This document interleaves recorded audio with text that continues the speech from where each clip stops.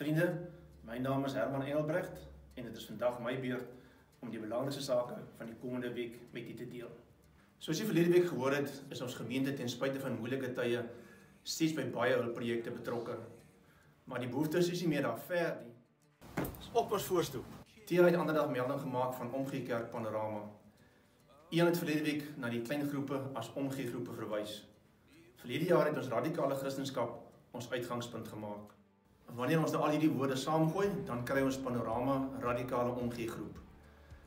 Dit is met die inisiatief van hierdie Omgee groep dat die Kospakkie projek, wat ook mense binne ons eie gemeentegrense ondersteun, ontstaan het. Indien die Here dit op jou hart sou lê om daar hierdie verskil te maak, bydraes kan elke dag van die week tussen 9:00 en 1:00 by die kerk afgegee word. Ons is innig dankbaar vir elke gemeentelid wat gereeld binne sy of haar vermoë hulle bydraes gee om te verseker dat die kerk sy verpligtinge kan nakom. Baie dankie ook aan elkeen wat reeds sy of haar 10de maand dankbaarheidserkenning gemaak het.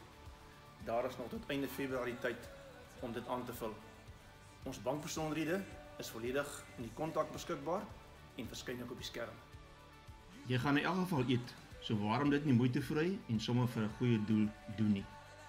Vrydag aan 12 Februarie eet almal uit. Ja, uit by die kerk. Die jeug hou in deurry hamburgerverkope. Indien jy nie alreeds het nie, plaas jy bestelling soos aangedui op die skerm of raadpleeg die kontak vir besonderhede.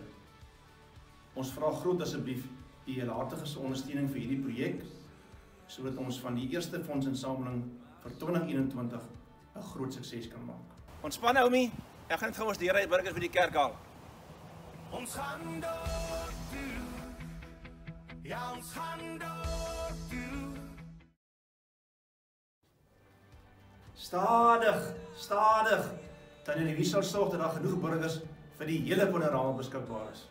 Die Bybelskool aanlyn klasse begin reeds eerskomende Sondag, 7 Februarie, soos gereël. Dit beloof vir elkeen 'n uiters verrykende ervaring te wees en nie maar net nog iets nie. Stefan en 'n ongelooflike span jeugwerkers wag vir julle. Indien jy nog nie geregistreer is nie, ouers, julle is die groot motiveerders, hier is die besonderhede. Registrasievorms is ook beskikbaar op ons gemeente se webwerf. Die hart van die kerkraad klop warm vir die gemeente. Dit is en bly 'n prioriteit van die kerkraad om te verseker dat ons te midde van moeilike omstandighede steeds aktief kerk sal wees. Ons is opreg besorg oor ons mense, want alles is anders en tot op hede kon ons nog nie regtig by mekaar uitkom nie. Maar daar is mos goeie nuus. Vanaf eerskomende Sondag mag ons stelselmatig weer by die kerk bywoon en 50 mense sal in die kerkgebou toegelaat word.